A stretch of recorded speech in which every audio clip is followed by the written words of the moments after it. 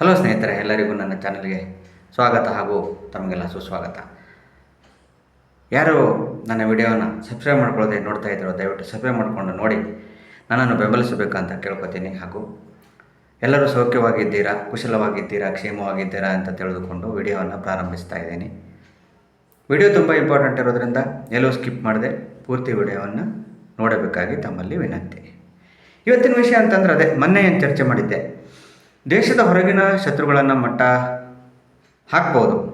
ಅಂದರೆ ಶತ್ರು ಯಾರು ಅಂತ ಅಟ್ಲೀಸ್ಟ್ ಗೊತ್ತಿರುತ್ತೆ. ಈಗ ನಮ್ಗೆ ಗೊತ್ತಿಲ್ಲದೆ ಭದ್ರತಾ ಸಿಬ್ಬಂದಿಗಳು ಇಲ್ದಿದ್ದಲ್ಲಿ ಬಂದು ಉಗ್ರಗಾಮಿಗಳು ಹೊಡೆದ್ರೂ ಕೂಡ ತದನಂತರ ತನಿಖೆ ಮಾಡಿ ಯಾರು ಬಂದು ಹೊಡೆದ್ರು ಅನ್ನೋದು ಪಾಕಿಸ್ತಾನ ನಮ್ಗೆ ಉಗ್ರ ಅಲ್ಲ ಅಂತಂದ್ರೂ ತನಿಖಾ ಏಜೆನ್ಸಿಗಳು NIA ಅಂತ ತನಿಖಾ ಏಜೆನ್ಸಿಗಳು ಅದನ್ನು ಬಯಲು ಮಾಡೇ ಮಾಡ್ತವೆ. ಹೀಗಾಗಿ ಹೊರಗಿನ ಶತ್ರುಗಳನ್ನು ಒಂದು ಸಲ ಹೊಡೆದ್ರೆ ಅಟ್ಲೀಸ್ಟ್ ಒಂದು 5 ವರ್ಷ 10 ವರ್ಷ ಒಂದು ಸ್ವಲ್ಪ ಬಾಲ ಬಿಚ್ಚುವುದನ್ನು ತಡೆಗಟ್ಟಬಹುದು. ಆದರೆ ಒಳಗಿರುವ ಶತ್ರುಗಳು ಭಾರತಕ್ಕೆ ಸ್ವಾತಂತ್ರ್ಯ ಬಂದ ನಂತರ ಪಾರ್ಟಿಷನ್ ಆದರೂ ಕೂಡ ಅದರಲ್ಲೂ ಅನ್ಯಾಯ ಆಯಿತು. ಧರ್ಮ ಆಧಾರಿತ ದೇಶ ವಿಭಜನೆ ಆದರೂ, ಆ ಕಡೆ ಇಸ್ಲಾಮಿಕ್ ರಾಷ್ಟ್ರ ಅಂತ ಘೋಷಣೆ ಆಯಿತು. ಆದರೂ ಭಾರತವನ್ನು ಜಾತ್ಯತೀತ ದೇಶ ಎಂದು ಘೋಷಣೆ ಮಾಡಿದ್ದೇ ಬಹುದೊಡ್ಡ ಅಪರಾಧವಾಗಿ ಬಿಟ್ಟಿದೆ, ಹಿಂದೂಗಳ ಪಾಲಿಗೆ ದೊಡ್ಡ ದುರಂತವಾಗಿ ಬಿಟ್ಟಿದೆ. ಅದಕ್ಕಾಗಿ ನಮ್ಮ ದೇಶದಲ್ಲಿ ಸೋಕಾಲ್ಡ್ ಎಡಪಕ್ಷಗಳು ಓಟ್ ಹಾಕೋರು ಬಾಂಗ್ಲಾದೇಶದಿಂದ ಬಂದರೂ ಪರವಾಗಿಲ್ಲ, ಪಾಕಿಸ್ತಾನದಿಂದ ಬಂದರೂ ಪರವಾಗಿಲ್ಲ, ಒಟ್ಟಿನಲ್ಲಿ ನಮಗೆ ಅಧಿಕಾರ ಬೇಕು. ಆ ರೀತಿ ಮನಸ್ಥಿತಿಯವರು ಇರುವಾಗ ಈ ರೀತಿ ಬಾಂಗ್ಲಾ ವಲಸಿಗರು, ಪಾಕಿಸ್ತಾನ ವಲಸಿಗರು ಅಕ್ರಮವಾಗಿ ನೆಲೆಸುವುದು ತಪ್ಪುವುದಿಲ್ಲ. ಅವರಿಗೆ ಇದೇ ಎಡಪಕ್ಷಗಳು ತಮ್ಮ ಅಧಿಕಾರಾವಧಿಯಲ್ಲಿ ತಮ್ಮ ಆಡಳಿತದ ಅಧಿಕಾರದ ದುರುಪಯೋಗ ಪಡಿಸಿಕೊಂಡು ವೋಟರ್ ID ಕೊಡೋದು, ಇನ್ನೊಂದು ಕೊಡೋದು, ರೇಷನ್ ಕಾರ್ಡ್ ಕೊಡೋದು, ಅವರಿಗೆ ಅಧಿಕೃತವಾಗಿ ಇಲ್ಲಿನ ನಿವಾಸಿ ಅಂತ ಸ್ಥಾನಮಾನ ಕೊಡುವುದು ಸೇರಿದಂತೆ ಓಲೈಕೆ ರಾಜಕಾರಣ ಮುಂದುವರೆದೇ ಇದೆ. ಭಾರತಕ್ಕೆ ಬಹುದೊಡ್ಡ ಕಂಟಕವಾಗಿದ್ದು ಇದೇ ವಿಷಯ. ರಾಷ್ಟ್ರೀಯ ಭದ್ರತೆ ವಿಷಯದಲ್ಲಿ ಈ ಒಳಗಿರುವ ಶತ್ರುಗಳಿಂದಾನೇ, ಅರ್ಥಾತ್ ಒಳಗಿರುವ ರಾಜಕೀಯ ಪಕ್ಷಗಳಲ್ಲಿನ ವೋಟ್ ಬ್ಯಾಂಕ್ ರಾಜಕಾರಣದಿಂದಾಗಿಯೇ ದೇಶದ್ರೋಹಿಗಳು ನಮ್ಮ ಭಾರತ ತುಂಬೆಲ್ಲ ತುಂಬಿದ್ದಾರೆ. ಯೋಗಿ ಆದಿತ್ಯನಾಥ್ ಅವರು ಮುಂಚೂಣಿಯಲ್ಲಿದ್ದಾರೆ. ಈ ಪಹಲ್ಗಾಮ್ ದಾಳಿ ಆದ ನಂತರ ಕೇಂದ್ರ ಗೃಹ ಇಲಾಖೆ ಎಲ್ಲ ರಾಜ್ಯಗಳಿಗೆ ಕಟ್ಟುನಿಟ್ಟಿನ ಸೂಚನೆ ನೀಡಿತ್ತು. ಪಾಕಿಸ್ತಾನದ ಪ್ರಜೆಗಳನ್ನು ಹುಡುಕಿ ಹೊರಹಾಕುವಂತೆ, ಗಡೀಪಾರು ಮಾಡುವಂತೆ ಸಲಹೆ, ಸ್ಟ್ರಿಕ್ಟ್ ಆದ ಆರ್ಡರ್ ಮಾಡಿತ್ತು.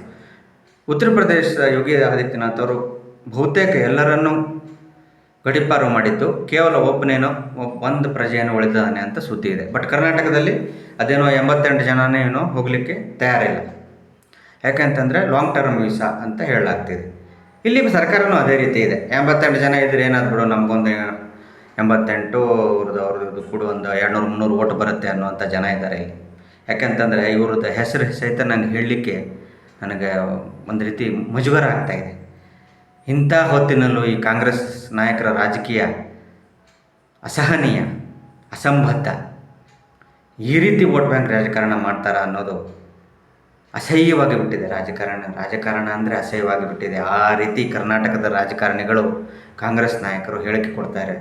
ಒಬ್ರಿಗೊಬ್ಬರು ಸ್ಪರ್ಧೆಗೆ ಬಿದ್ದವರಂತೆ, ಪ್ರತಿಸ್ಪರ್ಧಿಗಳಂತೆ ಹೇಳಿಕೆ ಕೊಡೋದು ನೋಡಿಬಿಟ್ರೆ, ಇವರೇನು ಇಲ್ಲಿನ ಜನ ಅವ್ರನ್ನ ಆರಿಸ್ತಂದಿದ್ದಾರೋ, ಪಾಕಿಸ್ತಾನ ಜನರು ಅವ್ರನ್ನ ಆರಿಸ್ತಂದಿದ್ದಾರೋ, ಅವರು ಇಲ್ಲಿ ಶಾಸಕರು, ಕಾಂಗ್ರೆಸ್ ನಾಯಕರು, ಕರ್ನಾಟಕ ಶಾಸಕರು, ಏನು ಪಾಕಿಸ್ತಾನ ಶಾಸಕರು ಅಂತ ಅನ್ಕೋಬೇಕು. ಆ ರೀತಿ ಪಾಕಿಸ್ತಾನದ ಓಲೈಕೆ ಇಲ್ಲಿಂದಾನೆ. ಸಿದ್ದರಾಮಯ್ಯನವರಂತೂ ಪಾಕಿಸ್ತಾನ ಮಾಧ್ಯಮಗಳಲ್ಲಿ ಹೀರೋ ಆಗಿಬಿಟ್ರಂತೆ. ಇದಕ್ಕಿಂತ ಇನ್ನೇನು ಸಿದ್ದರಾಮಯ್ಯನವರಿಗೆ ಭಾಗ್ಯ ಬೇಕು ಅಂಥೇಳಿ ಎಲ್ಲ ಜನರ ಹೋದಲ್ಲೆಲ್ಲ ಒಂದಲ್ಲಿ ಮಾತಾಡ್ತಾ ಇದ್ದಾರೆ. ಈ ರೀತಿ ಬೆಳವಣಿಗೆಗಳಾಗ್ತಾಯಿವೆ ನಮ್ಮ ರಾಜ್ಯದಲ್ಲಿ. ಇಡೀ ದೇಶನೇ ಒಂದು ರೀತಿ ಇದ್ರೆ ನಮ್ಮ ರಾಜ್ಯ ಎಲ್ಲ ರೀತಿಯಿಂದನೂ ಈ ರೀತಿಯಿಂದನೂ ಸುದ್ದಿ ಆಗ್ತಾಯಿದೆ. ಇದು ನಮಗೆ ನಿಜವಾದ ಸ್ವಾಭಿಮಾನಿಗಳಿಗೆ ಬಹಳ ನಾಚಿಕೆ ಆಗ್ತಾಯಿದೆ. ನಮಗೆ ಹೇಳ್ಕೊಳ್ಳಿಕ್ಕೆ ಅಸಹ್ಯವಾಗ್ತಿದೆ.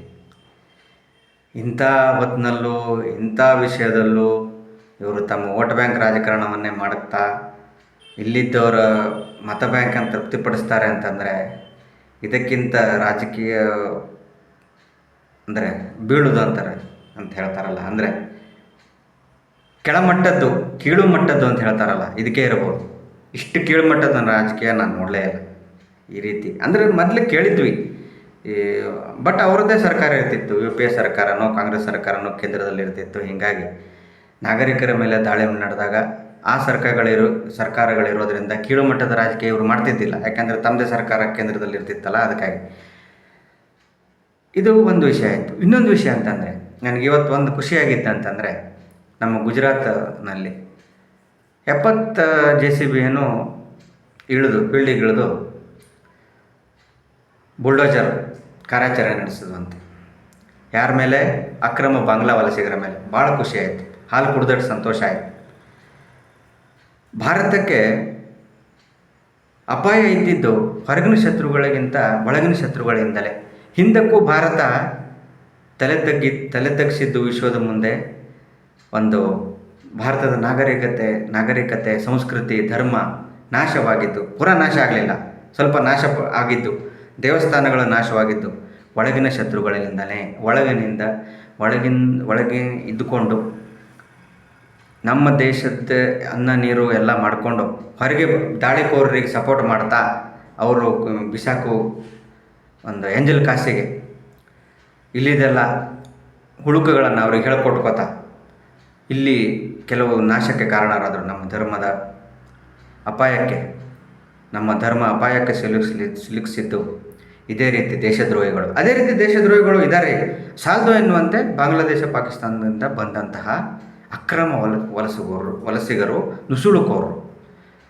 ಅವರು ಎಷ್ಟೋ 800 ಜನನೋ ಇವತ್ತು ಗುಜರಾತಲ್ಲಿ ಅವರು ವಾಸಿಸುವಂಥ ಸ್ಥಳದಲ್ಲಿ 70ಕ್ಕಿಂತ ಹೆಚ್ಚು ಬುಲ್ಡೋಜರ್ಗಳು ಅವರದ್ದೆಲ್ಲ ಮನೆಯೆಲ್ಲ ನೆಲಸಮ ಮಾಡಿದ್ದಾರೆ ಅಂತೇಳಿ ಟಿ ವಿಯಲ್ಲಿ ತೋರಿಸ್ತಾ ಇದ್ರು. ಭಾಳ ಖುಷಿ ಆಯ್ತು ನನಗೆ. ಇದು ಆಗಬೇಕಾಗಿತ್ತು, ಇದು ಮೊದಲಾಗಬೇಕು. ಇದು ಒಂದೇ ಅಲ್ಲ, ಬಹಿರಂಗವಾಗಿ ಯಾರು ಭಾರತದ ವಿರುದ್ಧ ಹೇಳಿಕೆ ಕೊಡ್ತಾರೋ ಅವರನ್ನು ನಿರ್ದಾಕ್ಷಿಣ್ಯವಾಗಿ ಅಲ್ಲೇ ತಗೊಂಡೋಗಿ ಬಿಡಬೇಕು. ಇಲ್ಲ ಅಂತಂದ್ರೆ ಅವರು ತಗೊಳ್ಳೋದಿಲ್ಲ ಬಿಡಿ, ಸುಮ್ಮನೆ ಇವರು ಒಳಗೆ ತಗೊಳ್ಳೋದಿಲ್ಲ, ಸುಮ್ಮನೆ ಇವರು ಹೇಳೋದಷ್ಟೇ. ಇಲ್ಲಿ ಜನರು ಓಲೈಸಲಿಕ್ಕೆ, ಇಲ್ಲಿ ಅವ್ರ ಜನರು ಏನಿದ್ದಾರೆ ಅವ್ರನ್ನ ಓಲೈಸಲಿಕ್ಕೆ ಇವರು ಈ ರೀತಿ ಮಾತಾಡ್ತಾರೆ ಬಿಟ್ರೆ, ಇವ್ರನ್ನ ಅವ್ರು ತಗೊಳ್ಳೋದಿಲ್ಲ, ಇವ್ರು ಹೋಗೋದು ಇಲ್ಲ ಬಿಡಿ. ಇಲ್ಲಿದ್ದವರೇ ಮುಸ್ಲಿಮ್ಸ್ ಹೋಗ್ಲಿಕ್ಕೆ ತಯಾರಿಲ್ಲ ಆ ಕಡೆ. ಇವರು ಹಿಂದೂಗಳು ಹಾಕ್ಕೊಂಡು ಏನು ಹೋಗ್ತಾರೆ. ಹಿಂದೂ ಧರ್ಮದಲ್ಲಿ ನಮ್ಮದು ವೀಕ್ನೆಸ್ ಅಂದರೆ ಏನು ಹೇಳಿದ್ರು ನಡೆಯುತ್ತೆ. ನಮ್ಮದು ಸರ್ತನ್ಸೆ ಜುದಾ ಅಂತ ಯಾರೂ ಹೇಳೋದಿಲ್ಲ. ಬೇಕಾದ ಮಾತಾಡಲಿ, ಬೇಕಾದ ಧರ್ಮ. ಅಯ್ಯೋ ಬಿಡಿ ಸಾರ್, ನಮ್ಮ ರಾಮ ಸೀತೆಯನ್ನು ಅವಹೇಳನ ಮಾಡ್ಕೊಂಡು ಒಬ್ಬ ಮಹಾನ್ ಬುದ್ಧಿಜೀವಿ ಅವನ ಹೆಸರು ಸಹಿತ ಹೇಳಲ್ಲ, ನೆನಪಿದ್ರೆ ನಂಗೆ ನೆನಪಾಗ್ತದೆ, ಹೇಳಲ್ಲ. ಅಂಥ ಬುದ್ಧಿಜೀವಿಗಳಿದ್ದಾರೆ ನಮ್ಮ ರಾಜ್ಯದಲ್ಲೇ ಇದ್ದಾರೆ. ರಾಜ್ಯದ ಹೊರಗೆ ಬಿಟ್ಬಿಡಿ, ರಾಜ್ಯದ ಹೊರಗೂ ಭಾಳ ಜನ ಇದ್ದಾರೆ. ಅಂಥ ಫ್ರೀಡಮ್ ಆಫ್ ಸ್ಪೀಚ್ ನಮ್ಮ ಧರ್ಮದಲ್ಲಿ ವಿಪರೀತ ಆಗಿಬಿಟ್ಟಿದೆ, ಹಿಂದೂ ಧರ್ಮದಲ್ಲಿ. ಅಲ್ಲ, ಕಾಂಗ್ರೆಸ್ ಅವರೆಲ್ಲ ಹಿಂದೂ ಧರ್ಮ ಒಪ್ಪೋದೇ ಇಲ್ಲ. ಅವ್ರದ್ದು ಪ್ರಕಾರ ಬ್ರಾಹ್ಮಣರು ಬೇರೆ, ಲಿಂಗಾಯತರು ಬೇರೆ, ಕುರುಬರು ಬೇರೆ, ಮುಸ್ಲಿಮ್ಸ್ ಬೇರೆ, ಅವರಂತೂ ಬೇರೆಯೇ. ಕ್ರಿಶ್ಚಿಯನ್ಸ್ ಆಯಿತು, ಅದು ಬೇರೆ ಆಯಿತು. ಹಿಂದೂಗಳಲ್ಲೇ ಬೇರೆ ಬೇರೆ ಬೇರೆ ಬೇರೆ ಬೇರೆ ಬೇರೆ ಲಿಂಗಾಯತರಲ್ಲಿ ಮತ್ತು ವೀರಶೈವ, ಬಣಜಿಗ, ಈ ರೀತಿ ಹೊಡೆದು ಒಗ್ಗಟ್ಟಿದ್ದಾಗ ಅವರ ಮತವನ್ನು ಇವರು ಪಡ್ಕೊಳ್ಳಿಕ್ಕಾಗೋದಿಲ್ಲ. ಆವಾಗ ಹೊಡೆದು ಆಳಿ ಮತಗಳನ್ನು ವಿಭಜನೆ ಮಾಡಿ ಮತ ಪಡ್ಕೊಳ್ಳೋದು, ಮೀಸಲಾತಿ ಕೊಟ್ಟಂಗೆ ಮಾಡಿ ಒಂದು ವರ್ಗದ ಮತ ಗಿಟ್ಟಿಸ್ಕೊಳ್ಳೋದು. ಅಂದರೆ ಮೇಲ್ಜಾತಿಯವರು ಅತಿ ಕಡು ಬಡವರಾದರೂ ಅವ್ರಿಗೆ 1% ಮೀಸಲಾತಿ ಕೇಂದ್ರ ಸರ್ಕಾರದಿಂದ ಅದೆಷ್ಟೋ ಮೀಸಲಾತಿ ಕೊಟ್ಟಿದ್ದಾರೆ ಅಂತ, ಇವರು ಕೊಡೋದಿಲ್ಲ, ರಾಜ್ಯ ಸರ್ಕಾರದವ್ರು ಕೊಡೋದಿಲ್ಲ. ಒಂದು ಉದಾಹರಣೆ ಹೇಳ್ತೇನೆ ನಿಮಗೆ.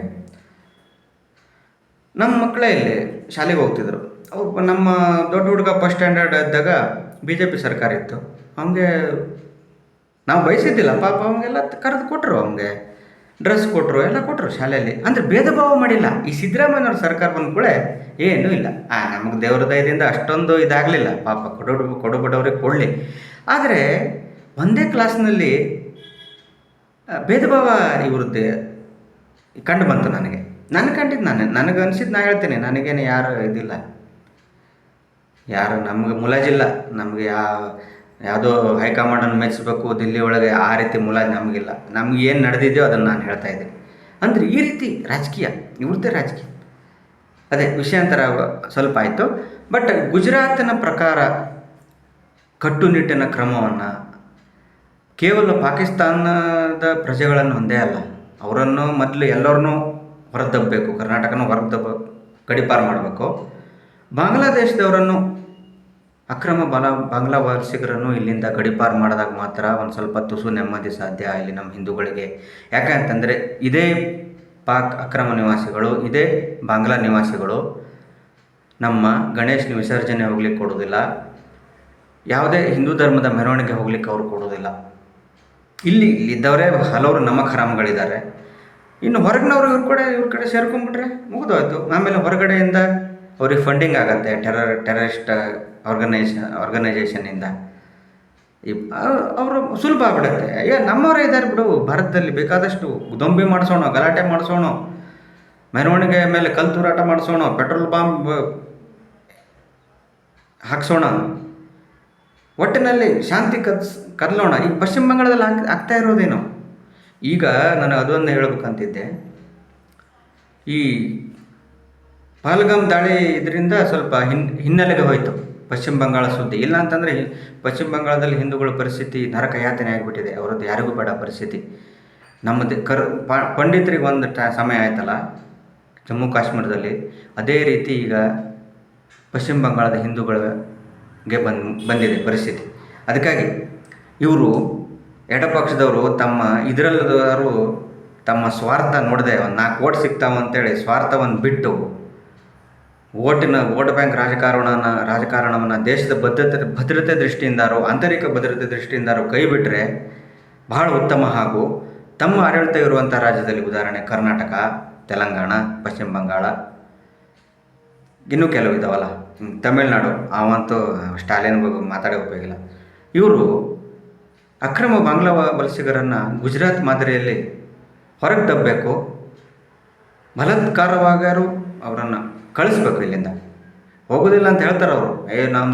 ಅವರು ಕಣ್ಣೀರು ಹಾಕೋದು, ಹುಡುಗರನ್ನೆಲ್ಲ ಕರ್ಕೊಂಬಂದು ಅದೆಲ್ಲ ಭಾಳ ನಾಟಕ ಮಾಡ್ತಾರೆ. ಇವು ಯಾವ ನಾಟಕಕ್ಕೆ ಬಗ್ಗದೆ ಅವ್ರನ್ನ ಹೊರಗೆ ಹಾಕಿಸಿದಾಗ ಮಾತ್ರ ಭಾರತ ಒಂದು ಸ್ವಲ್ಪ ಶತ್ರುಗಳ ಕಾಟದಿಂದ ಮುಕ್ತವಾಗಿತ್ತು ಅಂತ ನನಗನ್ಸುತ್ತೆ. ಸ್ನೇಹಿತರೆ, ಏನಾದರೂ ಬಾಯಿ ತಪ್ಪಿನಿಂದ ತಪ್ಪಾದರೆ ಕ್ಷಮೆ ಇರಲಿ. ಎಂದಿನಂತೆ ಸದ್ಯದಲ್ಲೇ ಹೊಸ ವಿಡಿಯೋದೊಂದಿಗೆ ತಮ್ಮ ಮುಂದೆ ಬರ್ತೀನಿ ಅಂತ ಹೇಳ್ತಾ, ಇನ್ನೊಂದು ತಮ್ಮ ಮುಂದೆ ಸ್ವಲ್ಪ ಸಂತೋಷವನ್ನು ಹಂಚ್ಕೊಳ್ಳೋದಿತ್ತು. ತಮ್ಮೆಲ್ಲರ ಒಂದು ಪ್ರೋತ್ಸಾಹದಿಂದ 100 ಕ್ರಾಸ್ ಆಗಿದೆ ಸಬ್ಸ್ಕ್ರಿಪ್ಷನ್ನು ನನ್ನ ಚಾನಲ್ಗೆ. ಹೀಗೆ ತಮ್ಮ ಬೆಂಬಲ ಹೀಗೆ ಮುಂದುವರಿಯಲಿ ಅಂತ ಹೇಳ್ತಾ, ಕೊನೆಯದಾಗಿ ಇನ್ನೊಮ್ಮೆ ವಿಡಿಯೋ ಹೆಂಗೆ ಅನ್ನಿಸ್ತು ಅಂತ ಕಾಮೆಂಟ್ ಮಾಡಿ, ಲೈಕ್ ಮಾಡಿ, ಸಬ್ಸ್ಕ್ರೈಬ್ ಮಾಡಿ ಚಾನಲನ್ನು ಅಂತ ಹೇಳ್ತಾ, ಜೈ ಹಿಂದ್, ಬಾಯ್ ಗೈಸ್.